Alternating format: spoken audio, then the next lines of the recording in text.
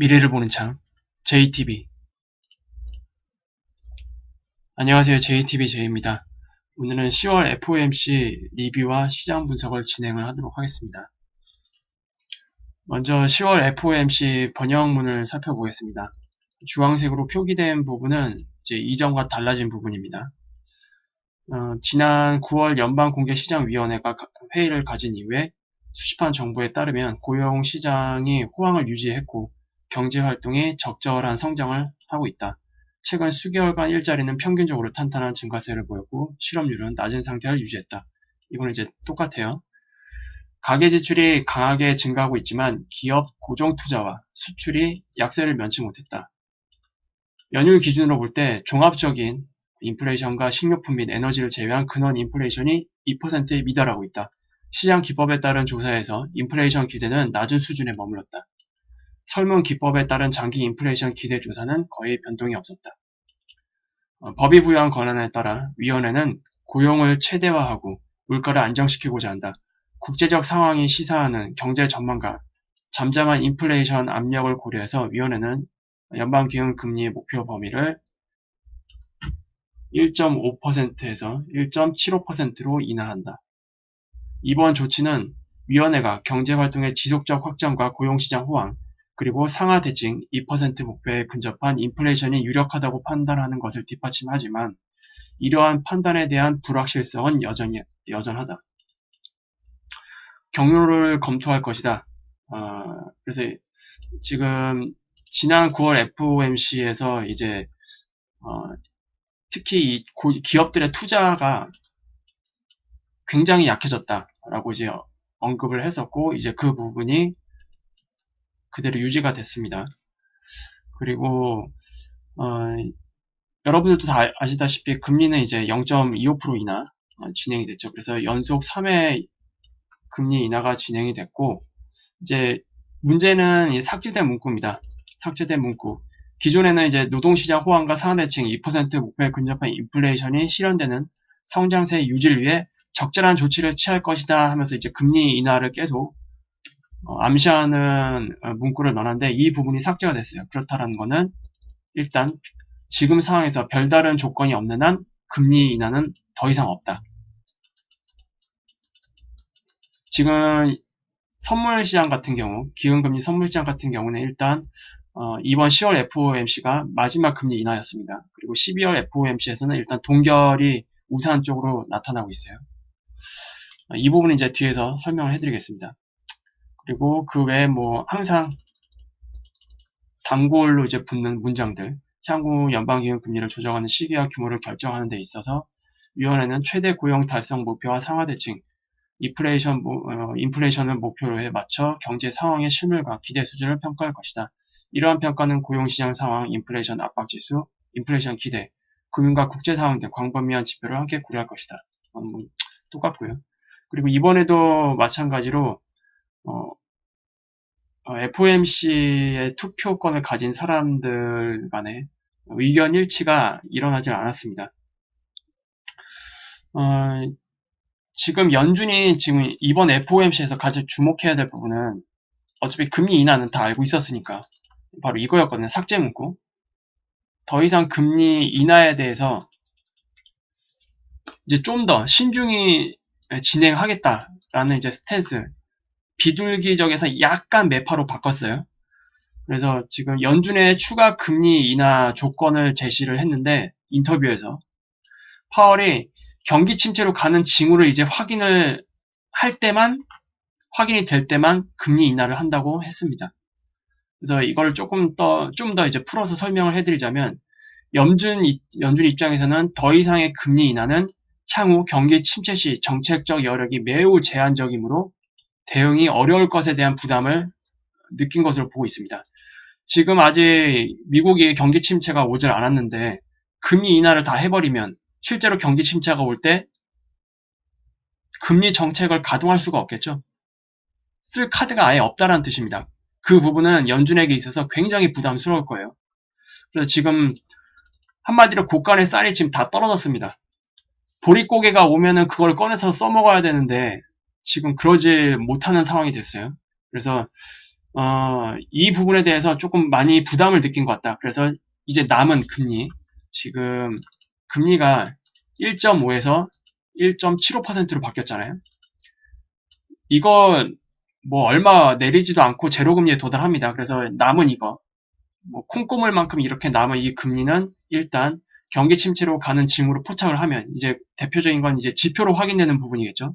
예를 들어 실업률이 오른다던가 고용 지표까지 이제 눈에 띄게 나빠지는 흐름으로 전환된다던가, 그런 내용들을 확인하면 그때서야 이제 금리 인하를 나서게 될 것 같습니다. 그러나 여러분들도 지금 최근 다 아시다시피 금리 인하 약발이 이제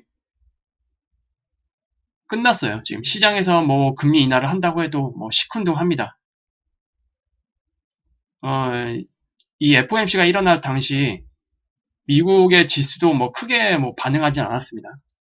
우리나라 같은 경우에도 뭐 옵션 시장 때문에 조금 그렇게 변동성 있게 움직이긴 했지만 그게 그렇게 뭐 반기는 그런 분위기는 아니었어요.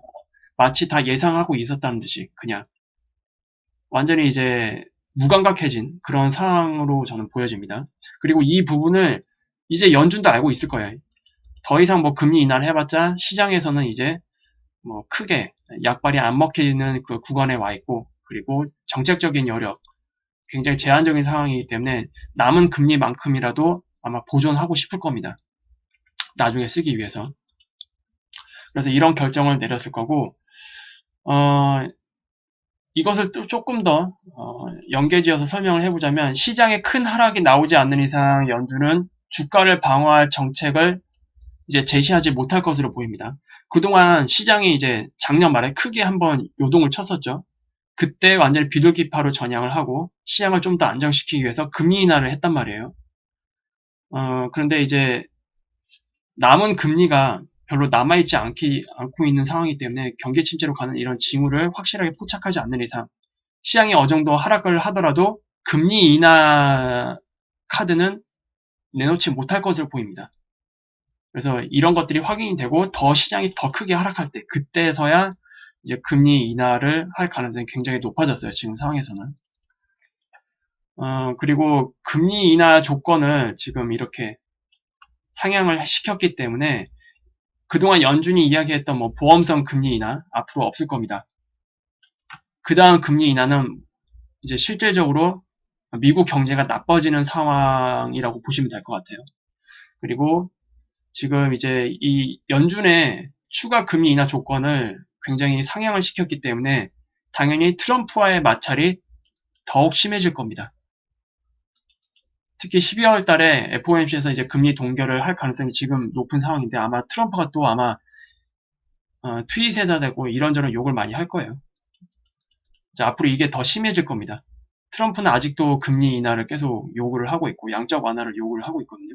근데 연준에서는 이제 더 이상은 이제 그 장단에 맞춰주지 않을 가능성이 높다. 이렇게 보시면 될 것 같고요. 그리고 지금 지표상으로 봤을 때 어차피 제조업은 전 세계적으로 지금 침체 쪽으로 가고 있습니다. 근데 이 부분이 저번 달부터 유럽도 그렇고 미국도 그렇고 서비스업 부문으로 점차 확산돼 가고 있는 모양새가 징후들이 포착이 되기 시작했어요. 그래서 이런 문제도 있고, 그 밖에 뭐 주요국들의 통화 절하 정책, 자국 통화를 이제 절하시키는 정책으로 이제 계속 갈 텐데, 이런 요인들 때문에 결국 내년에 금리 인하는 다시 재개될 것으로 저는 보고 있습니다. 금리를 인하해야만 하는 요인들이 연준에게 지금 너무 많아요. 특히 내년에 넘어가면 더 그럴 겁니다. 그래서 뭐 올해는 이제 이번 FOMC를 통해서 금리 인하가 마무리됐다고 하더라도 내년 중에는 다시 금리 인하가 재개될 가능성이 높다. 그렇게 보고 있습니다. 바로 이제 연방기금금리 선물 시장을 잠깐 볼게요. 지금 이제 12월 달에는 FOMC가 없습니다. 12월 19일 우리나라 시간으로 12월 20일 새벽 3시에 이제 FOMC가 있는데, 지금 보면은 뭐 20% 정도 금리 인하를 예상을 하고 있지만 아직 2달 정도 남았잖아요. 두 달 정도 남았기 때문에 뭐 지금 상황에서는 뭐 크게 의미가 없을 것 같고요. 12월 초나 12월 둘째 주 정도에 갔을 때 기금금리 선물 시장을 한번 살펴보도록 하겠습니다. 아마 그때 보는 게 좀 더 의미가 있을 것 같아요. 그리고 바로 원달러 환율 시장을 한번 살펴보겠습니다. 원달러 환율 시장은 결국 주추세를 찍었어요. 저점에서 올라오는 이 주추세를 찍고 바로 이제 꼬리를 달았습니다. 어제 꼬리를 달았고, 이제 여기서 내려왔던 이 추세를 한번 되돌리려는 지금 움직임이 이제 나오고 있는데, 일단 지금 상황에서는 이 라인은 지켜줄 것으로 보여집니다. 이 주추세라는 건 이제 한 번에 절대로 깰 수 없는 그런 중요한 지지선이기 때문에 여기서 이렇게 간단하게 이렇게 만들어서 이렇게 올리는 모습을 이제 기대를 해볼 수 있을 것 같습니다. 그리고 원달러 같은 경우는 이제 이게 강력한 저항이 돼버렸어요. 여기서 올라오는 기존에 이탈했던 이 지지 추세선 있잖아요. 이게 좀 강한 저항이 작용할 것으로 보여집니다. 그래서 원달러 환율이 이제 올라가는 흐름이 만들어지더라도 아마 여기에 계속 헤딩을 할 것 같아요. 그래서 만약에 이때 대응을 하지 못하신 분들, 제가 이때 한번 대응을 하시라고 말씀을 드렸었고, 그리고 이것을 깰 때 대응을 어느 정도 해야 된다고 말씀드렸는데, 이거 다 놓치신 분, 대응 못해서 이미 고가에 막 들어오신 분들, 제가 이제 작년 말 그리고 연초 때 달러 이제 모아도 된다고, 이제 실물 금과 은을 어느 정도 모으신 분은 달러도 이 구간에서 모아도 된다고 말씀드렸는데, 이 구간에서 잡으신 분들은 뭐 상관이 없습니다. 아직 여력이 많기 때문에. 근데 환율이 막 오를 때, 고가에서 막 잡으신 분들, 이런 분들이 아직 대응을 못했다면 일단 지금은 처분할 그런 타이밍은 아닙니다. 환율이 올라오길 기다린 다음에 그때 이제 뭐 선택을 하셔야 될 것 같아요. 그리고 제가 비트코인을 한번 또 분석을 해준다고 말씀을 드렸는데,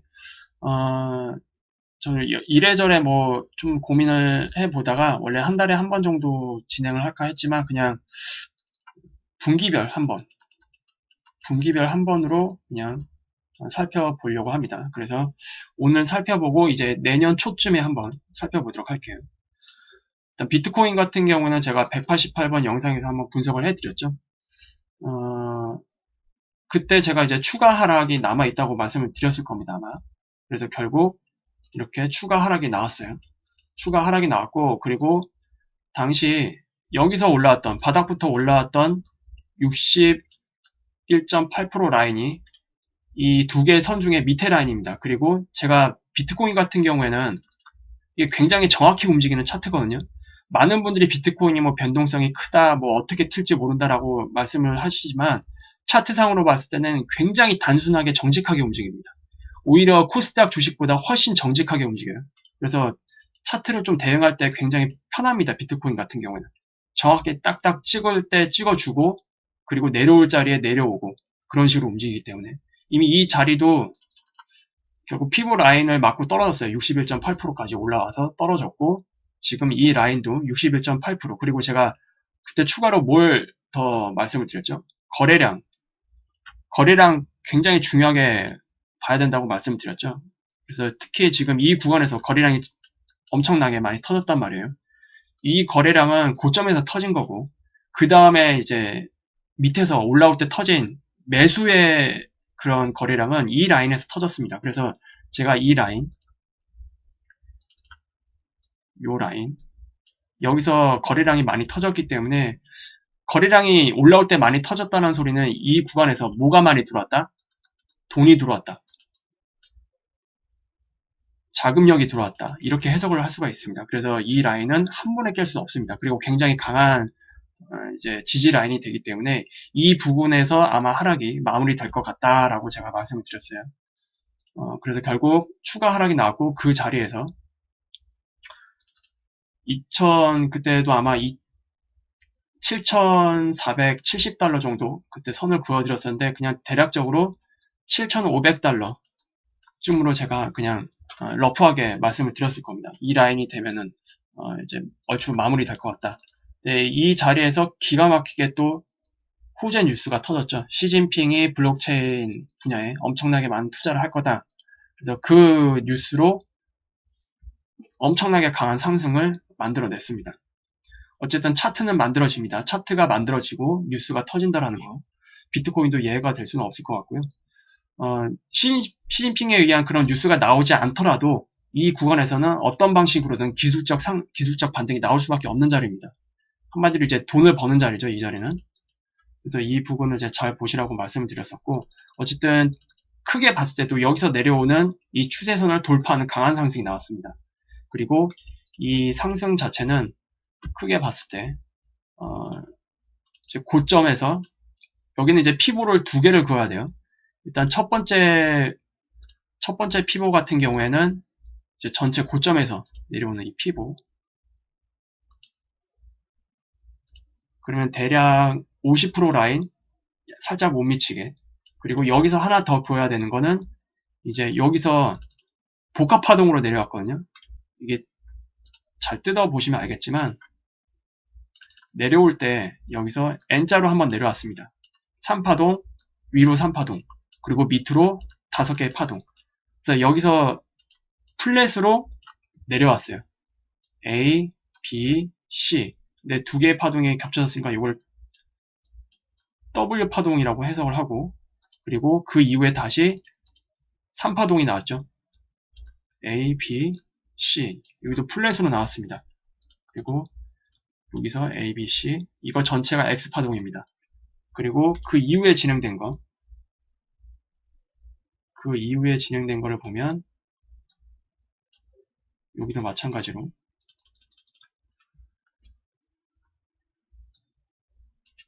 여기서 이런 식으로 내려왔습니다.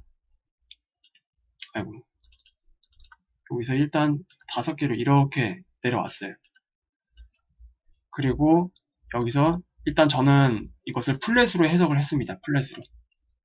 왜냐면 여기에 올라갈 때 3파동으로 올라갔고 내려올 때도 3파동으로 저점을 이탈했고 그리고 올라갈 때는 5파동으로 올라갔기 때문에 그리고 이 마지막 구간은 이제 Y파동의 C파동이 되겠죠. 그래서 A, B, C. 그래서 전체적으로 W, X, Y 이렇게 만들어진 겁니다. 그리고 이 부분을 반등이 나올 때 어떻게 나오는지 일단 1시간 캔들에서 한번 볼게요. 1시간 캔들에서 보면은 여러분이 보더라도 단순한 3파동 형태가 아니라 5파동 형태로 올라온 걸 볼 수가 있습니다. 그리고 지금 이제 5파동을 만들고 나서 그 다음 상승을 만들기 위해서 지금 준비를 하고 있는 모습을 보여주고 있네요. 그래서 비트코인 같은 경우에는 지금 크게 봤을 때 생각보다 빨리 추세를 돌렸어요. 뉴스가 터진 덕분에 빨리 추세를 돌려놨고 이제 여기서 이제 다시 눌려서 다음 파동을 준비하는 그런 움직임을 만들어야겠죠. 그리고 제가 전체 그 피보도 말씀드렸지만 이 중간에 반등이 나오고 여기서 또 만들어지는 Y파동 자체의 피보를 걷더라도 이건 아마 61.8% 같은데 맞네요. 정확히 여기서 61.8% 반등 최대치까지 바로 올라간 거. 그렇다면은 여기서 매수하신 분들은 기술적으로 지금 이 구간이 전체 피보에 대한 50% 라인도 얼추 겹치는 라인이거든요. 그러면 이 라인에서는 무조건 팔아야 할 자리구나 라는 것을 아마 아실 수 있었을 겁니다. 이렇게 파동이 올라오기 전에 이렇게 막 중간에 올라오면서 여기에서는 일단 청산을 해야지 라고 생각을 하셨을 거예요. 만약 차트를 제대로 분석하신 분이라면. 그래서 비트코인 같은 경우에는 굉장히 정직하게 움직인다. 분석하기도 굉장히 쉽고 대응하기도 쉽습니다. 비트코인 같은 경우는. 그리고 제가 거래량 계속 말씀을 드리는데 중간에 나와 이건 일단 치우고요. 중간에 거래량 올라올 때도 보면은 많이 터진 구간들이 있어요. 많이 터진 구간. 지금 보면은 이 라인 그리고 여기 라인 지금 요 캔들이거든요. 위아래 크게 도지가 달린. 그래서 이 라인의 시가 자리 그리고 올라올 때도 마찬가지로 이 라인이죠. 이 라인 시가 자리 그리고 왼쪽에도 보시면 여기에 거래량이 엄청 많이 터진 걸 볼 수가 있죠. 지금 비슷한 거리랑 여기서 빵빵빵 터졌습니다. 그리고 이 자리도 한번 시가 라인에다가 이렇게 선을 그어 볼게요. 그리고 왼쪽으로 한번 돌려보겠습니다. 이 거래량이 얼마나 중요한 건지 한번, 특히 주식을 하시는 분들은 거래량 중요하다는 거 다 알고 계시죠? 제가 나중에 유료 강의 때는 이 부분에 대해서 많이 이제 좀 노하우를 알려드릴 테지만, 비트코인도 마찬가지로 어떻게 보면 종목이기 때문에 거래량 굉장히 중요합니다. 여기가 다 이제 큰 자금이 들어온 자리이기 때문에 한 번에 깰 수가 없습니다. 그래서 보통 여기서 하락을 하더라도 중간에 다 반등이 나옵니다. 이 자리에서. 그리고 지금 이 자리에서도 지금 반등이, 여기는 살짝 못 미쳤죠. 살짝 못 미쳤는데 이 뒤에서도 이렇게 정확하게 반등이 또 나오는 걸 볼 수가 있습니다. 한 번에 안 깬다라는 거. 그리고 더 크게 여기도 결국 바닥 자리를 어디서 만들어내요? 좌측에 거래량이 엄청 터졌던 그 자리에서 바닥이 나온 겁니다. 정확하게 그 자리를 찍었습니다. 그래서 거래량 굉장히 중요하게 보셔야 돼요, 여러분들. 특히 비트코인 하시는 분들. 그 외에 뭐 알트코인 같은 경우에는 그렇게 저는 좋게 보지는 않습니다. 이미 알트코인과 비트코인의 흐름은 깨졌어요. 두 개 다가 연동돼서 진행되지 않습니다. 비트코인은 이미 디지털 자산으로 완전히 각인이 된 상태고, 이거는 이제 어느 투자자들도 비트코인을 화폐로 보진 않습니다. 자산으로 봅니다. 그래서 자산으로서의 그 투자, 이런 식으로 보지만 알트코인은 지금 굉장히 애매하죠. 자산으로 보자니 그렇다고 뭐 발행량이 정해져 있는 것도 아니고, 그리고 뭐 브릿지 통화로 쓰자니 변동폭이 크면 안 되고, 그래서 이래저래 뭐 좀 애매합니다. 알트코인 같은 경우는. 알트코인 같은 경우에는 어떤 게 살아남을지도 모르겠고, 아니면 전부 다 살아나지 않을 수도 있습니다. 그 중에 이제 중요한 게 이제 양자 컴퓨터였죠. 최근 이슈도 나오는데, 양자 컴퓨터가 기존 시스템의 그 컴퓨터 슈퍼컴이 1만 년이 걸릴 거, 1만 년이 걸려야 풀어야 할 연산을 양자 컴퓨터로 풀었더니 3분 만에 풀었다고 합니다. 그렇다는 거는 기존 컴퓨터로 발행된 비트코인의 암호도 양자 컴퓨터로 쉽게 풀 수 있다라는 그런 이론적인 부분이 성립이 됩니다. 그래서 결국 어쨌든 양자 컴퓨터와의 양자 금융 시스템은 들어올 수밖에 없거든요. 특히 4차 산업 시대로 가면. 그러면 어떤 암호화폐가 나와야 되는지 아세요? 양자 컴퓨터가 설계하는 암호화폐가 나와야 됩니다. 그래야 이 암호 체계를 더 이제 복잡하게 이제 구성을 할 수가 있고, 양자 컴퓨터로도 쉽게 암호 해독을 못하도록 그런 보안적인 측면들, 이런 것들이 다 적용이 될 수가 있습니다. 제가 그 부분을 또 추가로 말씀을 드릴게요. 그래서 비트코인은 일단 자산으로 보시면 되고, 나머지 알트코인은 잘 모르겠다. 저는 그렇게 말씀을 드리고 싶습니다. 그리고 이제 시장 분석, 우리나라 시장 분석을 진행을 할게요. 우리나라 시장이 지금 최근 소위 말해서 개판으로 움직이고 있습니다. 특히 분봉에서 보면은 오버랩이 굉장히 많아진 걸 볼 수가 있어요. 오버랩. 굉장히 지저분하게 움직이고 있습니다. 그래서 지금 저는 기존에 분석을 할 때 여기서 지금 마지막 오파동에 올라온 그 자리인데, 여기서 이렇게 일단 5파의 3파동 소파까지 다 끝내고 이 구간부터 마지막 5파동의 세부 5파동으로 봤거든요. 그리고 여기서 이런 식으로 올라오고, 그리고 이 구간을 리딩 다이애곤으로 해석을 했습니다. 이렇게 33333. 그래서 고가가 이렇게 갱신이 되는 모습. 그리고 여기가 5파동 하락이 나왔단 말이에요. 그래서 여기서 이제 끝났겠구나 했는데, 어제 위클리 옵션 만기였거든요. 위클리 옵션 만기여서 그런지 완전히 쭉 올렸다가 쭉 뺐다가 외인들의 장난질이 너무 심했어요. 그래서 완전히 우리나라가 정말로 외인 놀이터가 맞구나라는 걸 정말로 이제 몸소 체험을 했고, 물론 이렇게 지저분하게 움직일 것은 예상을 했는데 생각보다 더 심하게 지저분하게 움직였습니다. 그리고 오늘도 마찬가지로 이상한 파동 모양을 만들어냈어요. 그래서 지금 전반적으로 우리나라 같은 경우에는 280 제가 계속 280을 말씀을 드렸었죠. 280을 한번 찍으러 갈 수도 있습니다. 280에서 뭐 280 1 정도. 여기서 크게 올리진 못해요. 크게 올리진 못하고, 그렇게 되면은 여기서 이제 세부 오파동의 오파를 전체를 다 엔딩 다이애고널로 해석을 해야 될 수가 있습니다. 그리고 여기서 어차피 중간에 이제 333으로 움직이잖아요.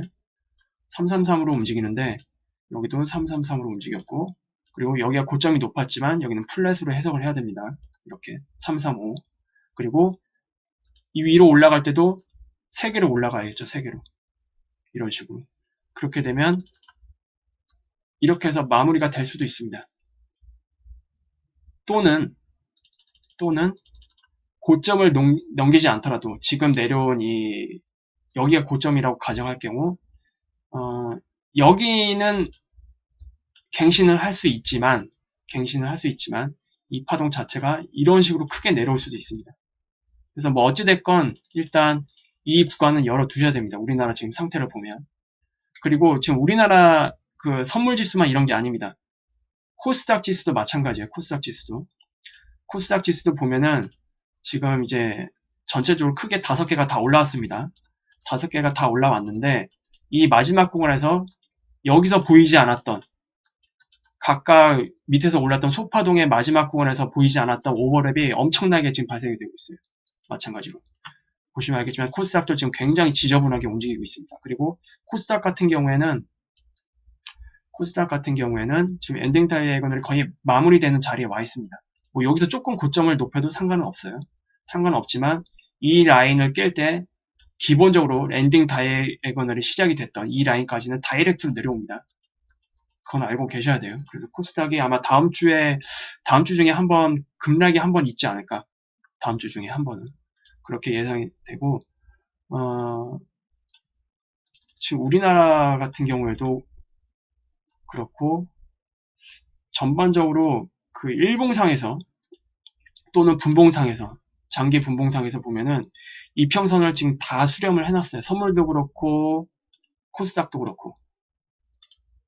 그래서 어느 정도 힘이 다 지금 응축을 하고 있다. 그래서 이 이후에 뭐 한번 변동성이 심하게 한번 일어나는 장이 한번 올 것 같습니다. 그렇게 알고 계시면 될 것 같아요.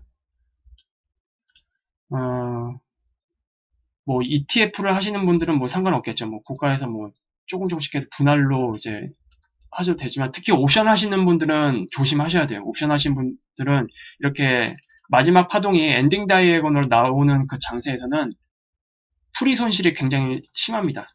풀이. 위로 갔다가 내려갔다, 위로 갔다가 내려갔다. 이런 구간이 많아지기 때문에 풀이 손실 굉장히 심하니까 여기서 이제 타격을 입을 수가 있거든요. 그래서 잘 대응을 하셔야 됩니다. 그리고 제가 어제 위클리 옵션 만기라고 제가 말씀을 드렸는데 위클리 옵션이라는 게 9월 말에 새로 생겼어요. 원래 옵션은 매달 한 번씩 진행이 되거든요. 매달 한 번씩 진행이 되는데 위클리 옵션은 말 그대로 위클리, 주간 단위입니다. 그래서 매주 목요일 날이 위클리 옵션 만기입니다. 매주 목요일 날. 이 뜻은 목요일이나 수요일 날 변동성이 심한 장이 발생이 될 가능성이 높다라는 뜻인데 어제가 그랬어요. 어제가. 원래 여기까지 올리지 않아도 되는 파동이었는데 이거는 제가 외인들이 왜 이렇게 했는지를 조금 설명을 해드릴게요. 어제 위클리 옵션에서 가장 중요했던 게 바로 277.5였습니다. 277.5 콜과 277.5 풋, 이 두 가지를 가지고 엄청나게 엎치락뒤치락 했는데 277.5 콜을 일단 여기도 보다시피 고가가 358%예요. 358%가 터졌습니다. 외인들이 코스피를 쭉 끌어당겨 올리면서 선물까지 같이 쭉 끌어당겨 올리면서 그 FOMC의 그 약한 그 갭을 발생을 시켰고 그 이후로도 쭉 끌어당겨서 약 4.5배의 수익을 챙겼어요. 277.5콜에서. 그런데 얘네들이 거기서 멈추질 않고 277.5콜을 고가에서 모두 다 콜매도를 때렸습니다. 콜매도. 그러면 통통하게 살찐 이 277.5풋을 또 277.5콜을 또 잡아먹겠다는 뜻입니다. 콜 매도까지 때리면서 같이 뭘 했냐? 이제 지수를 쭉 끌어당기면서 277.5 풋이 거의 이제 종이 쪼가리가 이제 됐거든요. 여기 보면 알겠지만 최저가가 0.08이에요. 그리고 제가 체결창을 봤는데 0.08까지 다 체결을 시켜줬습니다. 그리고 0.09 그리고 0.1 이 구간을 5에 들어와서 매집을 했어요. 이놈들이. 그리고 나서 지수를 쭉 밀어버리면서 급등을 시켰는데 이게 시세가 1500에서 1700%가 터졌습니다. 16배에서 18배 풋이 단 1시간 만에. 그래서 외인들이 전날 콜로 땡겼던 거 쭉 끌어당겨서 4.5배 해먹고 그거를 콜 매도로 때리고 그리고 277.5 풋을 완전히 뼈만 앙상하게 남길 정도로 혹독하게 다이어트 시킨 다음에 완전히 제대로 해먹었습니다.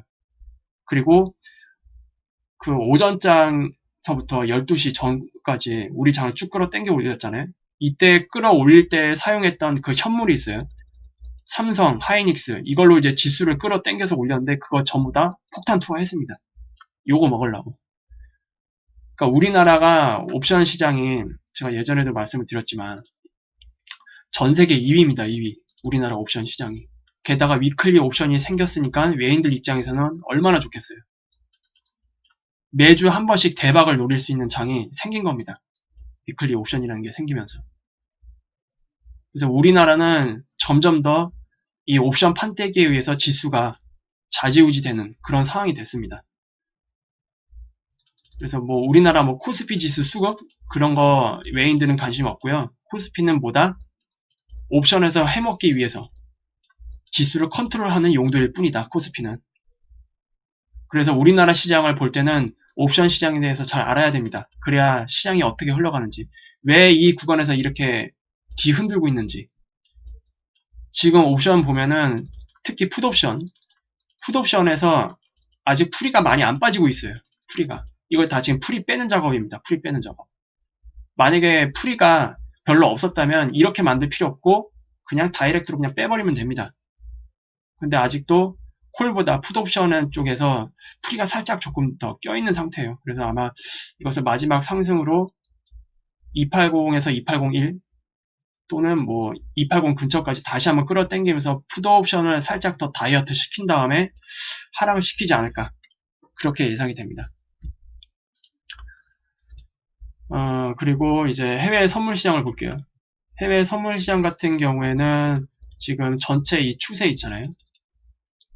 전체 추세를 보면은 여기서 올라왔던 이 추세 고점 연결했던 이 추세가 위에 살짝 남았어요. 살짝 남았는데 이 구간이 지금 3060 정도 되거든요. 3060 정도 되는데 일단 이 구간을 찍을지 아니면 이미 고점이 나왔는지는 오늘 미국 선물 시장이 굉장히 중요합니다.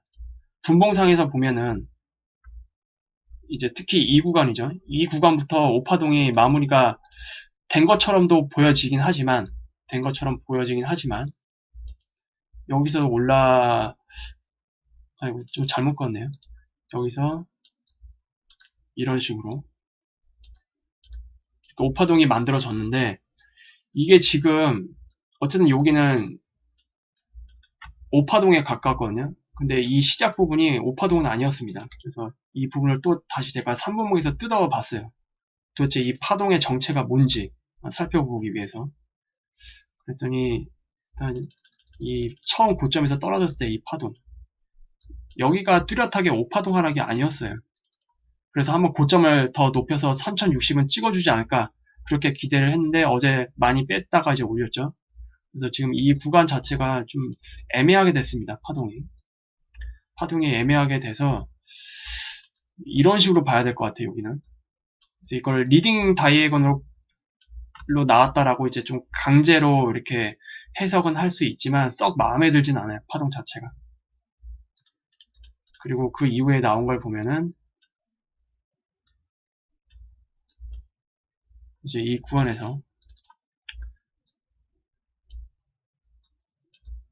이렇게 나오고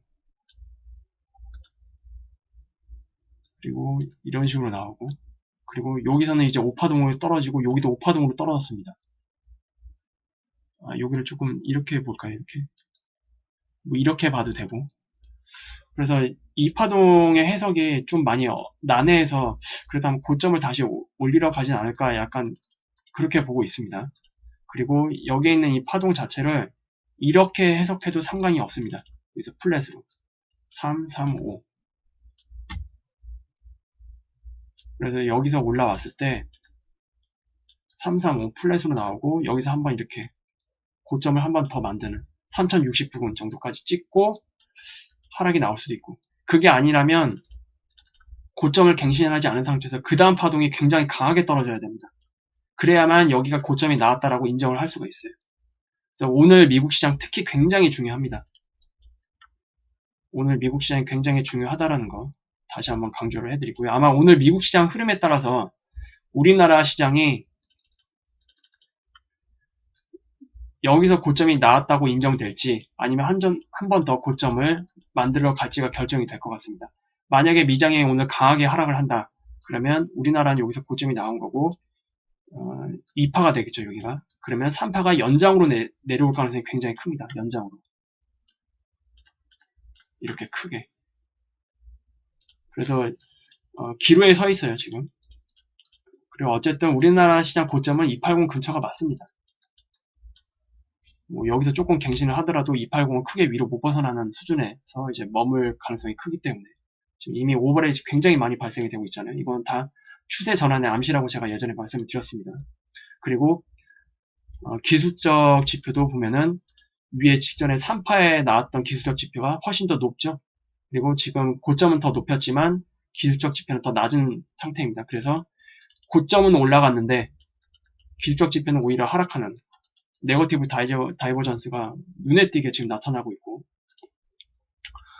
그리고 60분봉 상에서도 올라가고 있지만 주가는 올라가고 있지만 오히려 기술적 지표는 하락하고 있는 네거티브 다이버전스가 분봉상에서도 나타나고 있습니다. 그리고 코스닥도 마찬가지예요. 코스닥도 지금 이런 모습을 보이고 있어요, 우리나라. 그래서 미국 시장이랑 우리나라 시장은 일단 오늘 미국 시장이 굉장히 중요하다는 것만 말씀을 드리면 될 것 같습니다. 그리고 어제 드디어 금선물 시장이 하락 추세를 돌파를 했습니다. 장대 양봉을 만들면서 하락 추세를 돌파를 했어요.